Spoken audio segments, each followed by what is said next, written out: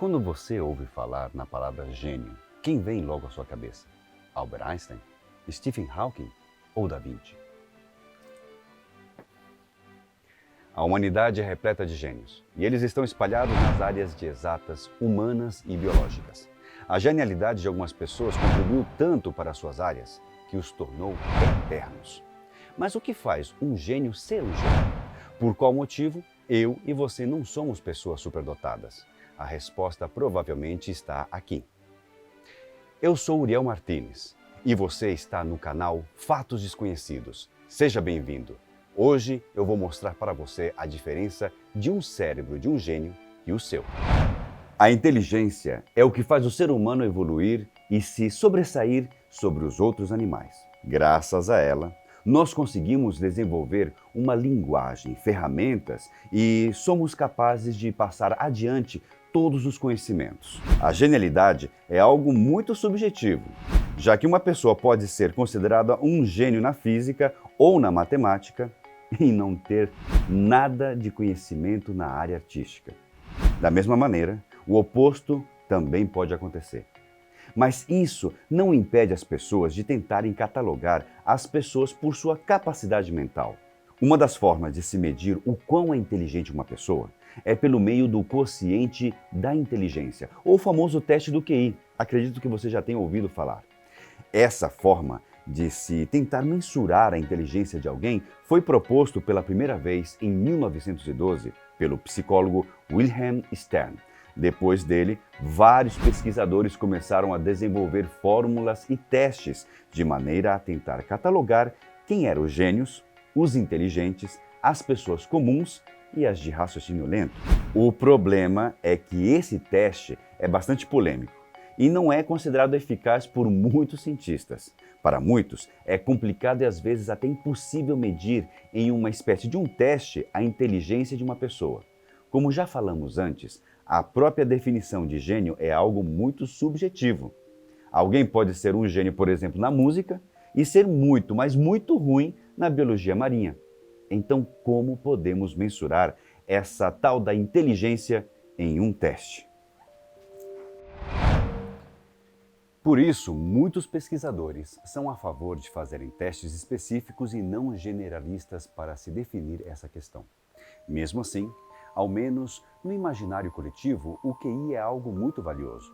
Já para a Mensa, a maior, mais antiga e mais famosa sociedade de alto QI do mundo, um gênio é uma pessoa com um QI igual ou superior a 98 pontos. Certa vez, Stephen Hawking resolveu testar a ideia de que qualquer pessoa pode ser um gênio. O objetivo era conseguir encontrar respostas de coisas complexas, como podemos viajar através do tempo?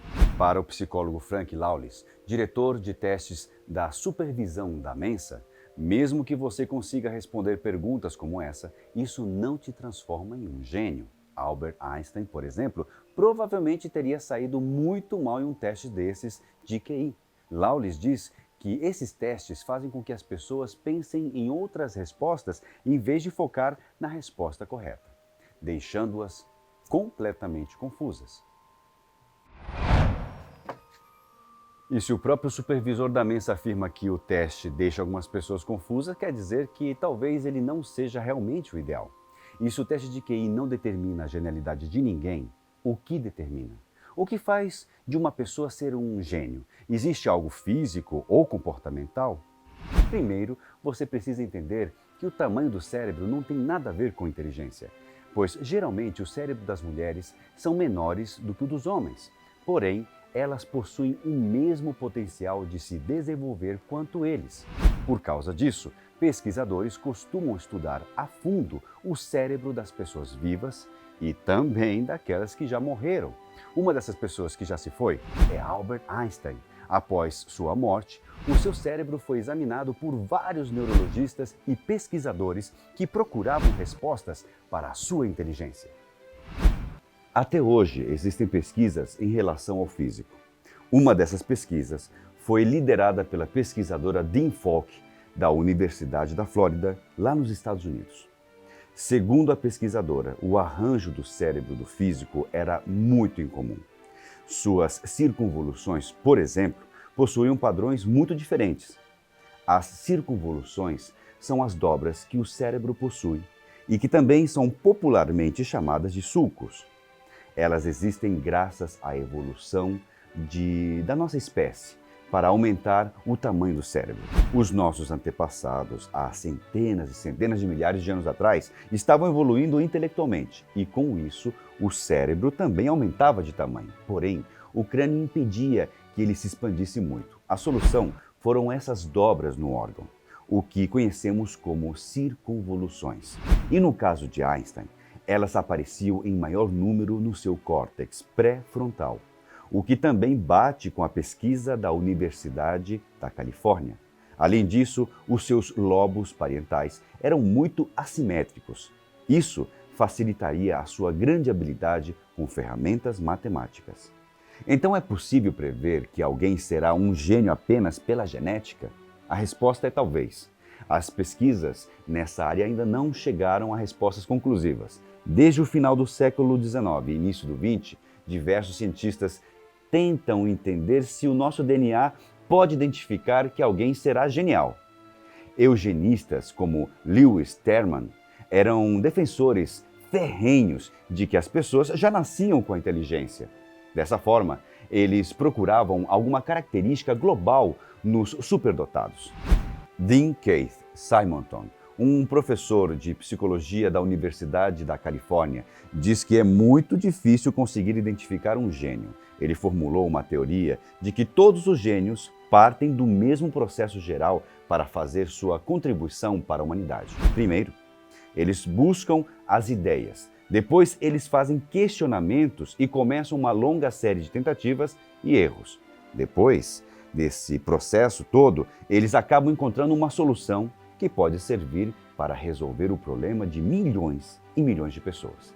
Para tentar compreender quais elementos tendem a produzir cérebros criativos, a psiquiatra e neurocientista Nancy Anderson, da Universidade de Iowa, resolveu usar a ressonância magnética funcional para medir a atividade cerebral e detectar mudanças associadas ao fluxo sanguíneo.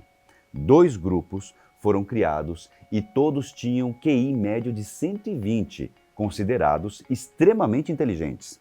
Os participantes realizaram algumas atividades enquanto as análises eram feitas, como associação de palavras, de imagem e reconhecimento de padrões. E o resultado? As pessoas que eram mais criativas tinham atividades mais fortes em seus córtices de associação. Para quem não sabe, essas são as regiões mais desenvolvidas no nosso cérebro humano, que nos ajudam a entender e usar as informações sensoriais, como a motora, a auditiva e a visual. O estudo então tentou descobrir se havia outra ligação em comum sobre os cérebros criativos. Para Anderson, algumas pessoas podem ver o que outros não podem, e esses indivíduos são chamados de gênios criativos. Porém, também foi descoberto que entre as pessoas mais criativas, os casos de doenças mentais eram bem maiores. Entre essas doenças mentais estavam depressão, alcoolismo, ansiedade e até transtorno bipolar. Mas e aí? Será que essas doenças mentais contribuem para a genialidade dessas pessoas? Essa informação também foi confirmada por um outro estudo. Uma pesquisa publicada pela revista Nature Neuroscience tentou justamente responder esta questão. Os pesquisadores utilizaram os dados de DNA de 86 mil pessoas e começaram a observar as variações genéticas. Eles identificaram algo diferente em um grupo de 1000 pessoas. Essas pessoas tinham maior tendência a terem o desenvolvimento de doenças psiquiátricas, como a esquizofrenia, por exemplo. E o detalhe desse grupo? Todas essas pessoas estavam ligadas ao ramo da arte e eram pessoas extremamente criativas. Ou seja, ao menos uma identificação de que os gênios artísticos podem ser resultado de sua genética. Ufa! Muita coisa para processar, não é? Então vou fazer o seguinte, eu vou compilar tudo o que eu falei até agora nesse vídeo. Ainda existem muitas pesquisas a serem feitas a respeito dos cérebros dos gênios. Até agora, algumas características vêm batendo em várias delas. A primeira é que geralmente os gênios possuem mais circunvoluções que as pessoas comuns. A segunda é que o lobo parietal dos superdotados, que é geralmente maior e assimétrico. A terceira característica é de que os gênios das artes possuem uma tendência maior a terem doenças psiquiátricas.